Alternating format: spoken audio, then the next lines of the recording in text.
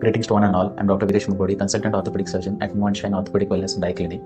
This is the first of the sequence of videos on shoulder pain. Shoulder pain is quite common. 1 in 4 people in India suffer from shoulder pain, ranging from mild to moderate.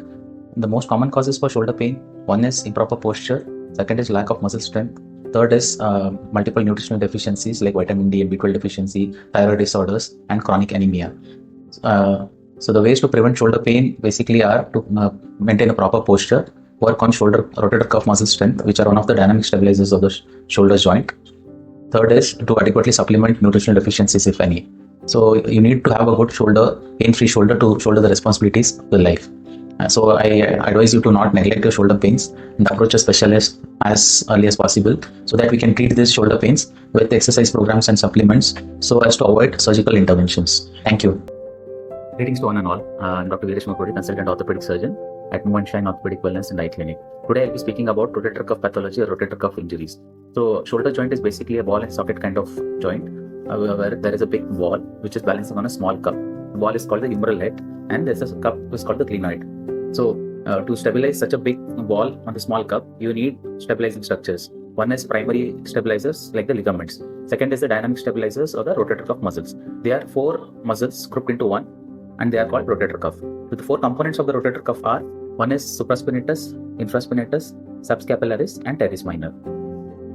So why does rotator cuff pathology or injuries happen? One is intrinsically a weak tissue, which happens in metabolic issues like vitamin D deficiency, B12 deficiency, hypothyroidism, and diabetes mellitus. So this leads to inherently weak tissues and which have poor healing capability. So over a period of time, they lead to weakness and may end up with tear.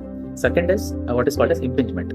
There is a bone overlying the rotator cuff muscles. So when the dynamic stability is poor, it leads to rubbing of the tendon to the overlying bone. That is the acromion. So this leads to over a period of time rubbing, thinning of the tendon, and then rupture.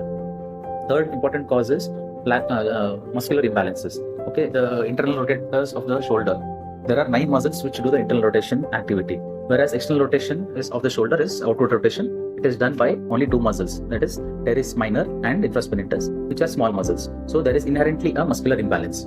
That also leads to impingement and rotator cuff issues. Right? And fourth is your scapular muscles around your scapula, that is the shoulder blade. If they are weak, they lead to impingement of the rotator cuff muscles again and may cause rotator cuff injuries. So how to treat them? The first thing what you have to do is treat them early. So do not neglect your shoulder pains, even if they are in the early stage. Get them evaluated. There is a comprehensive assessment technique to measure the strength of the rotator cuff muscles, address the muscular imbalances, and treat them with exercise programs, corrective exercise programs for that. So you will not end up with major issues. Alright. Second is working on the proper nutrition. So see that you have a balanced diet which gives you adequate nutritional requirements, which are met adequately. Third is regular exercises, strength training, which strengthens the rotator cuff muscles. So if you do this, you can prevent major shoulder issues arising out of rotator cuff pathology or tears. Thank you.